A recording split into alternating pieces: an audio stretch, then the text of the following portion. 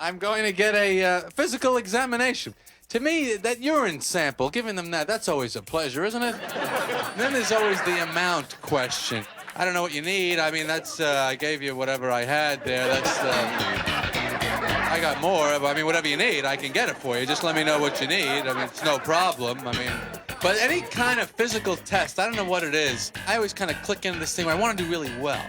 You know, if it's going to be a physical test, I want to do well. You know, like remember when you were in school and they do those hearing tests and you'd really be listening, you know, trying to do well. I want to do well. You know, I wanted to do unbelievable on the hearing test. I wanted them to come over to me after the hearing test and go, "We think you may have something close to super hearing. What you heard was a cotton ball touching a piece of felt. We're sending the results to Washington. We'd like you to meet the president."